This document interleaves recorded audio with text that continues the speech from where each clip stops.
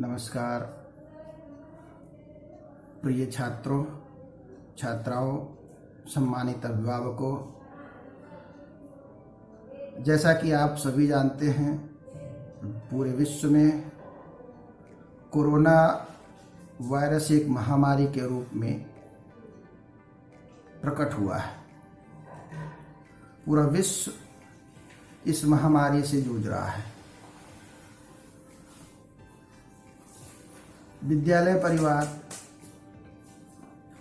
इस विषम परिस्थिति में वर्चुअल क्लासेस दे रहा है। हमारा ये बराबर प्रयास है कि मैं अपने सभी छात्र छात्राओं को वर्चुअल क्लासेस प्रतिदिन कक्षाओं के रूप में, जैसे हम अपने विद्यालय में कक्षाएं संचालित करते थे, उसी तरह से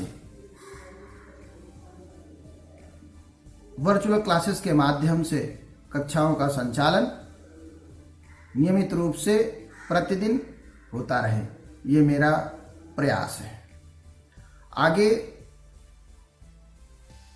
मैं ये कहना चाहूँगा कि जो भी छात्र छात्राएं वर्चुअल क्लासेस नहीं अटेंड कर रहे हैं और इस लॉकडाउन के पीरियड को हॉलिडे के रूप में देख रहे हैं, वो बहुत बड़ी गलती कर रहे हैं। उन्हें ऐसा नहीं करना चाहिए। समय के अनुसार जिस स्पीड से कोरोना वायरस हमारे देश में संक्रमण बढ़ रहा है, उस आधार पर हम कह सकते हैं कि कक्षाओं का संचालन आने वाले समय में जल्द स्टार्ट नहीं हो पाएगा। हो सकता है कक्षाओं का संचालन जुलाई से हो जाए। संभावनाएं तो यहाँ तक हैं कि कक्षाओं का संचालन सितंबर से हो पाएगा। अगर ऐसी स्थिति आती है, हमें कक्षाएं संचालन करने में सितंबर तक का समय लगता है, उस परिस्थिति में हम वर्चुअल क्लासेस में पढ़ाए जाने वाले सिलेबस को रिपीट नहीं कर पाएंगे। ये हमारी अपनी मजबूरी होगी। हमारे शिक्षक लगातार प्रयास कर रहे हैं। जूम एप्लीकेशन के माध्यम से,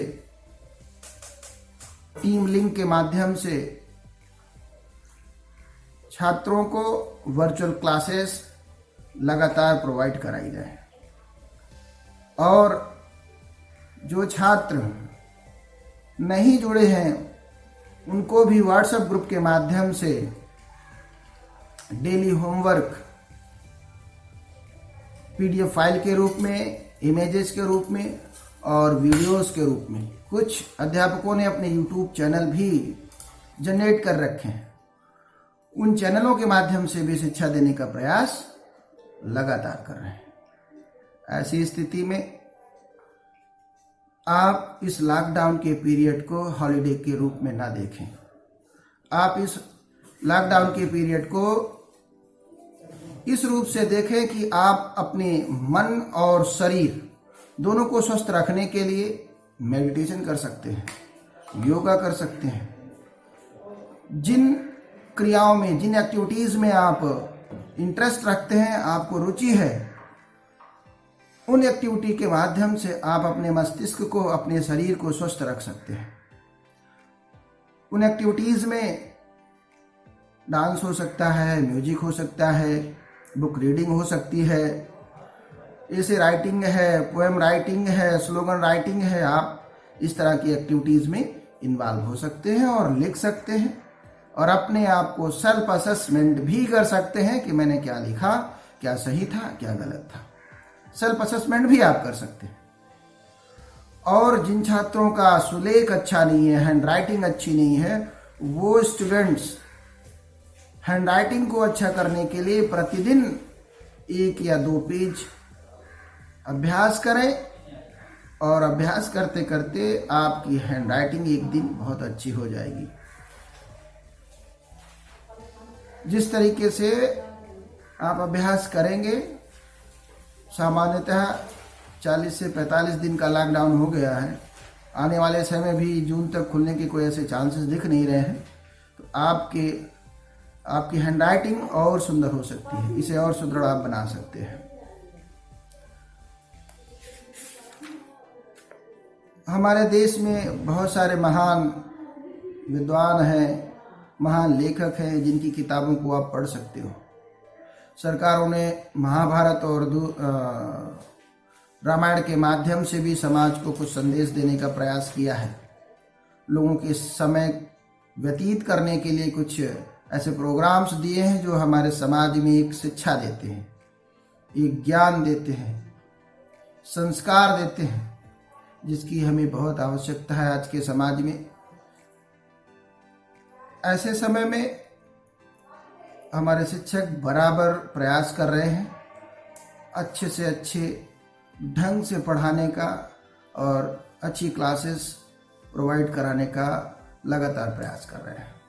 और जहाँ तक मैं समझता हूँ, मैं स्वयं सभी कक्षाओं को ऑब्जर्व करता हूँ, मैंने देखा है कि सारी कक्षाओं में जो छात्रों की संख्या है वो संतोषजनक नहीं है। कभी भी 100% अटेंडेंस नहीं होती है। अटेंडेंस 40% है, 60% है, 70% है। ये हमारे लिए चिंता का विषय है। सीबीएसई के द्वारा समय समय पर दिए गए सर्कुलर्स के माध्यम से जो हमें जानकारी प्राप्त हुई है, यह सेशन 10th और 12th के लिए, बाकी की सभी क्लासेस के लिए 1 अप्रैल से ही मान्य है। 1 अप्रैल से अटेंडेंस काउंट की जाएगी। ऐसे में अगर आप क्लासेस नहीं लेंगे, वर्चुअल क्लासेस में आपका एब्सेंट लगेगा, आप बोर्ड एग्जाम में बैठने से वंचित हो सकते हैं। अगर आपका अटेंडेंस 60 का केस आता है, 60 ऑफ अटेंडेंस का, तो आप प्रॉब्लम में आ सकते हैं। मेरा सभी से ये आग्रह है कि आप सभी, अपील है कि आप सभी प्रतिदिन सभी क्लासेस अटेंड करें और अपना कार्य जैसे कक्षाओं में करते थे, स्कूल लगातार चल रहा था, जैसे कक्षाओं में कर रहे थे वैसे ही करें।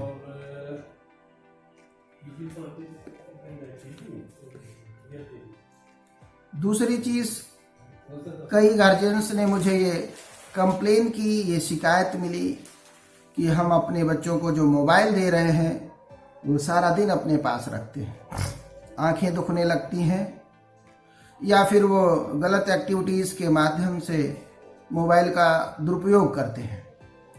ऐसी स्थिति में मेरा अपने सभी छात्र और छात्रों से कहना है कि एक बहुत अच्छे विश्वास के साथ आपके माता पिता ने आपको मोबाइल दिया है, उस मोबाइल फ़ोन का इस्तेमाल सिर्फ और सिर्फ अपनी पढ़ाई के लिए, अपने ज्ञान को बढ़ाने के लिए, नॉलेज को अपडेट करने के लिए, इन्हेंस करने के लिए इस्तेमाल करें, यूज़ करें, ना कि अन्य तरीके से आप दूसरे वीडियोस देखें या और दूसरी साइट्स में जा कर के आप सर्फ करें।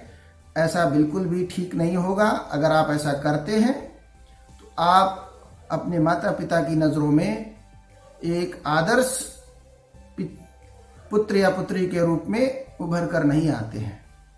आपकी जो छवि अपने माता पिता के मन और मस्तिष्क में बनती है वो अच्छी नहीं होती है। तो मैं अपने सभी छात्रों से पुनः ये आग्रह करूंगा कि वो सभी इस तरह का कोई भी कार्य ना करें जिससे माता पिता हर्ट हों या वो परेशान हों या उनको हमसे शिकायत करनी पड़े।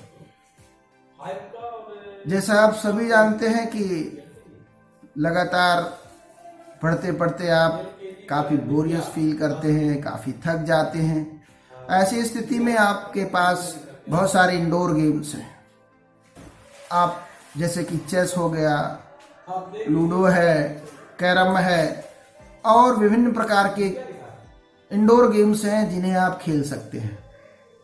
अपने माता पिता के साथ खेलिए, छोटे बड़े भाई बहनों के साथ खेलिए, लेकिन किसी भी परिस्थिति में घर से बाहर ना निकलें। सरकार द्वारा दिए गए दिशा निर्देशों का पालन करें, घर से ना निकलें और अगर विषम परिस्थितियों में आपको घर से निकलना पड़ता है तो सरकार द्वारा जारी किए गए निर्देश जैसे कि मास्क का पहनना, 6 फीट की दूरी को अपनाना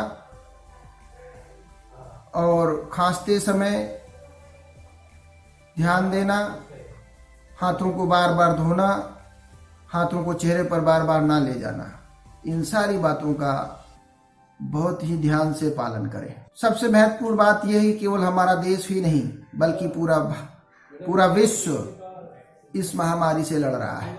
हमने अमेरिका को देख लिया है, इटली और स्पेन को देख लिया है, किस कदर लाशों का ढेर लगा हुआ है। शहरों में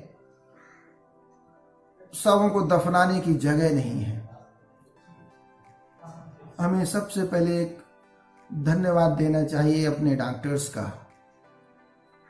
जितने भी कोरोना वॉरियर्स हैं उन सभी का दिल से धन्यवाद देना चाहिए कि उन्होंने अपने परिवारों को